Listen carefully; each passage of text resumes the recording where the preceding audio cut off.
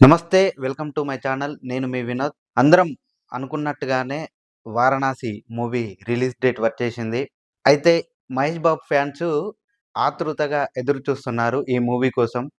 అంటే ఆహ్, రాజమౌళి చేతిలో మహేష్ బాబు ఎలా తట్టుకుంటున్నాడో, అసలు ఈ రాజమౌళి గారు మహేష్ బాబు గారిని ఎంత హింసిస్తున్నాడో అని చాలామంది ఫ్యాన్స్ అనుకుంటున్నారు. ఎందుకంటే మనం రీసెంట్‌గా 'త్రిబుల్ ఆర్‌లో' రామ్ చరణ్ గారిని మరియు ఎన్టీఆర్ గారిని ఎంత ఇబ్బంది పెట్టాడో మనందరికీ తెలిసిన విషయంలో. ప్రమోషన్‌లో భాగంగా గాని, లేదు అంటే షాట్‌లో భాగంగా గాని, ఒక్క షాట్‌ని 200 సార్లు తీపిచ్చిన రోజులు కూడా ఉన్నాయి రామ్ చరణ్‌తోని. సో, అదే విధంగా మహేష్ బాబు గారిని గూడా అదే విధంగా చేపిస్తున్నాడా? లేకుంటే మహేష్ బాబు తట్టుకుంటాడా? ఎందుకంటే అంత ఆహ్, సున్నితంగా పెరగటంతో మహేష్ బాబు చాలా సెన్సిటివ్‌గా ఉంటాడు. ఎందుకు అంటే ఏదైనా సీన్ చేసేటప్పుడు గాని, లేదంటే ఏదన్నా మాట్లాడేటప్పుడు గాని చాలా జాగ్రత్తగా ఉంటాడు. అలాంటి మహేష్ బాబు గారితో రాజమౌళి ఎలాంటి సీన్‌లు చేపిస్తున్నాడో, ఎలాంటి రిహార్సల్స్ చేపిస్తున్నాడో, అసలు 'వారణాసి' మూవీ అంటే ఒక పౌరాణిక కథ. అలాంటిది దాంట్లో యుద్ధాలు ఉంటాయి, మాటలు ఉంటాయి. అలాంటివి మహేష్ బాబు గారు ఎలా చేస్తున్నారో ఒకసారి మనం తెలుసుకునే ప్రయత్నం చేద్దాం. సూపర్ స్టార్ మహేష్ బాబు మరియు దర్శక ధీరుడు ఎస్ఎస్ రాజమౌళి కాంబినేషన్‌లో తెరకెక్కుతున్న మోస్ట్ అవైటెడ్ మూవీ 'వారణాసి'పై అంచనాలు రోజురోజుకి పెరుగుతున్నాయి. పూర్తి స్థాయి ఐమాక్స్ ఫార్మాట్‌లో రూపొందుతున్న ఈ చిత్రంలో ప్రియాంక చోప్రా హీరోయిన్‌గా, పృథ్వీరాజ్ సుకుమార్ కీలక పాత్రలో నటిస్తున్నారు. ఇటీవల జరిగిన గ్లోబ్ ట్రోలర్ ఈవెంట్‌లో విడుదలైన 'వారణాసి' ప్రపంచ గ్లింప్స్‌కు అద్భుతమైన స్పందన వచ్చింది. తాజాగా ఈ సినిమాను 2027 ఏప్రిల్‌లో విడుదల చేయాలనే టాక్ సోషల్ మీడియాలో హల్చల్ చేస్తుంది. అయితే దీంట్లో ప్రియాంక చోప్రా గాని, లేదంటే పృథ్వీరాజ్ సుకుమారన్ గాని నటిస్తున్న విషయం అందరికీ తెలిసిందే. ఇది ఏప్రిల్‌లో విడుదల చేస్తారని మూవీ టాక్ అనుకుంటున్నారు. ఇంకా కన్ఫర్మ్ కాలేదు. ఈ విజువల్ వండర్‌కు సంగీతం ఎంఎం కీరవాణి అందిస్తుండగా, కథను విజయేంద్ర ప్రసాద్ సిద్ధం చేశారు. ఈ చిత్రంలో గ్లోబల్ స్టార్ ప్రియాంక చోప్రా కథానాయిక నటిస్తుండగా, మలయాళం స్టార్ పృథ్వీరాజ్ సుకుమారన్ కీలక పాత్రలో కనిపిస్తున్నారు. దుర్గా ఆర్ట్స్ షోయింగ్ బిజినెస్ బ్యానర్లపై doctor KL Narayana, SS Karthikeya ఈ సినిమాను నిర్మిస్తున్నారు. మొత్తం వాళ్ళ కుటుంబ సభ్యులే ఉన్నారు. ఎంఎం కీరవాణి గారు. ఈ కథను రాసింది విజయేంద్ర ప్రసాద్ అంటే ఆహ్, రాజమౌళి గారి వాళ్ళ నాన్న. మళ్ళీ వాళ్ళ కొడుకు కూడా ఉన్నారు కార్తికేయను. 'త్రిబుల్ ఆర్' గాని, 'బాహుబలి' గాని వీళ్ళ నాన్ననే కథలు రాశాడు. వీళ్ళ కొడుకే కొంచెం దగ్గరుండి చూసుకున్నాడు. అండ్ వాళ్ళ ఎంఎం కీరవాణి గూడా దగ్గర సంబంధమే.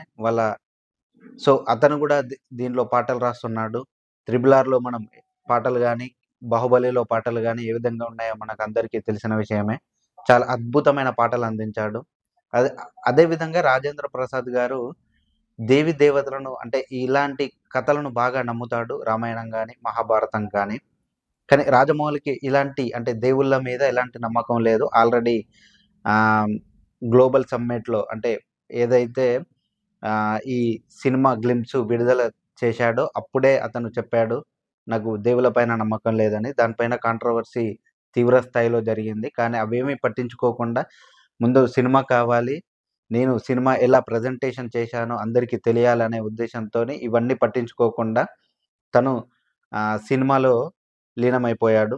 ఇటీవల హైదరాబాద్ రామోజీ ఫిల్మ్ సిటీలో నిర్వహించిన గ్లోబల్ ట్రోటర్ ఈవెంట్‌లో వారణాసి హైప్ మరో మెట్టు పెరిగింది. ఈ ఈవెంట్‌లో విడుదలైన మహేష్ బాబు ఫస్ట్ లుక్ అలాగే 'వారణాసి ప్రపంచం' పేరుతో విడుదల చేసిన గ్లింప్స్ ప్రేక్షకులను విపరీతంగా ఆకట్టుకున్నాయి. విజువల్స్‌లోని కనిపించిన మైథాలజీ, అడ్వెంచర్, ఎమోషన్, మేళవింపు రాజమౌళి మార్కును మరోసారి స్పష్టంగా చూపించింది. ముఖ్యంగా అంతర్జాతీయ స్థాయి విజువల్ డ్రోన్, ప్రపంచ స్థాయి నిర్మాణ విలువలు ఈ సినిమాను పాన్ వరల్డ్ ప్రాజెక్ట్‌గా నిలబెడతాయన్న నమ్మకాన్ని అభిమానుల్లో పెంచాయి. సోషల్ మీడియాలో ఈ గ్లింప్స్‌కు మిలియన్ల వ్యూస్ రావటం, విదేశీ సినీ ప్రేక్షకులు కూడా స్పందించడం విశేషంగా మారింది. 'వారణాసి' అంటే ఒక మైథాలజీ సినిమా, అడ్వెంచర్ ఉంటుంది. మరియు ఎమోషన్‌గా ఉంటుంది. ఎందుకు అంటే మనం ఎప్పుడైనా ఒకటి పురాణాలు చూసుకుంటే దాంట్లో అన్ని రకాలైనటువంటి అన్నీ ఉంటాయి. ఎందుకంటే మన పురాణాల్లో అడ్వెంచర్ ఉంటుంది, ఎమోషన్ ఉంటుంది, మైథాలజీ ఉంటుంది. అంటే అంతు చిక్కని ప్రశ్నలు ఎన్నో ఉంటాయి. సో, అవన్నీ ఇప్పుడు ఈ సినిమాలో మనం చూడబోతున్నాం. మరి రాజమౌళి గారికి ఈ ఇలాంటి కథల మీద చాలా పట్టు ఉన్నదని చెప్పుకోవచ్చు. ఎందుకంటే మనం 'బాహుబలి' చూసుకున్నట్టయితే లేదంటే 'త్రిబుల్ ఆర్' చూసుకున్నట్టయితే అక్కడక్కడ మనం కొన్ని సన్నివేశాలు చూసుకోవచ్చు. 'బాహుబలిలో' శివుని గురించి చెప్పడం జరిగింది. 'త్రిబుల్ ఆర్'లో రాముని గురించి చెప్పడం జరిగింది. ఇప్పుడు శివయ్య గురించి మళ్ళీ ఒకసారి చెప్తున్నాడు.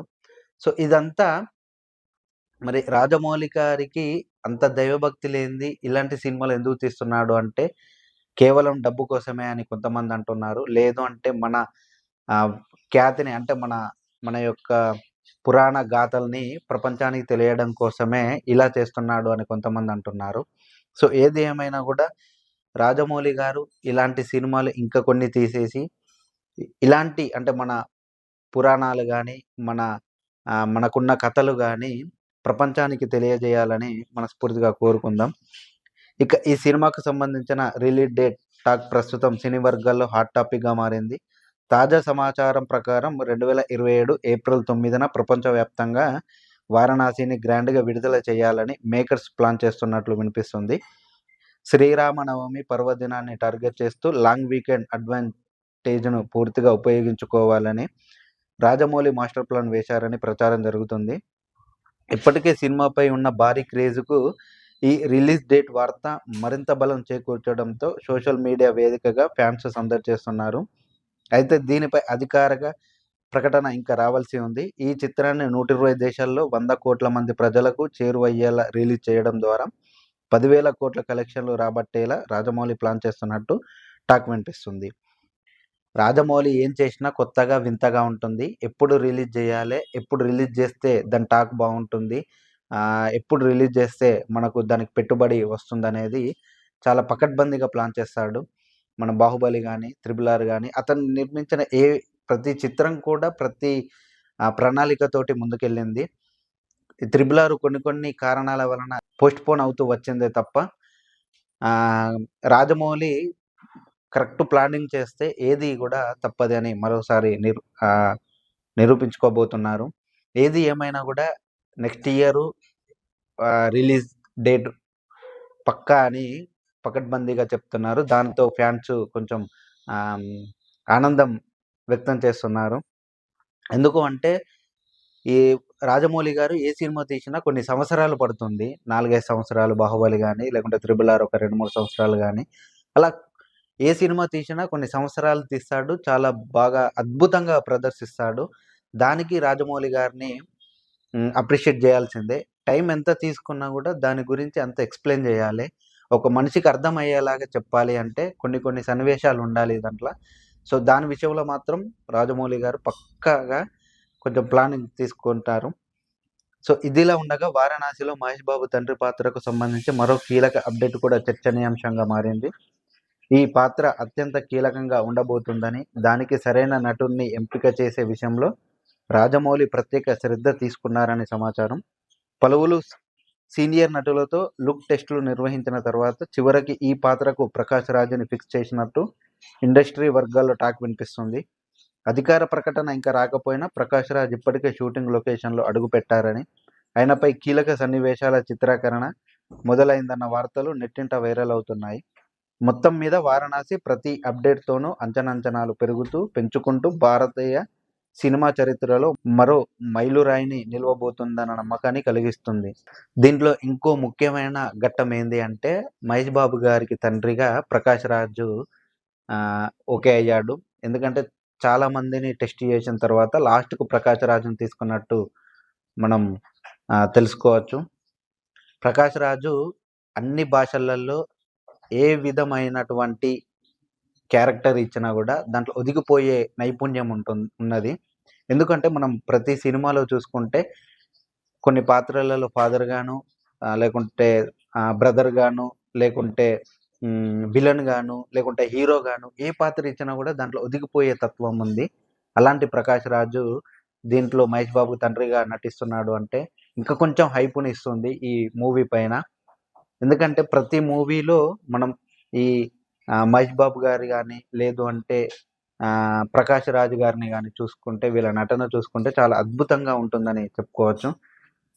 ఆ విధంగా 'ప్రకాష్ రాజ్‌ను' ఓకే చేయడం జరిగింది. దీనితో మూవీ పైన అంచలంచనాలుగా ఇంకా హోప్స్ పెరుగుతానే ఉన్నాయి. ఇంకా మనం రిలీజ్ అయ్యేంత వరకు వేచి చూడాల్సిందే.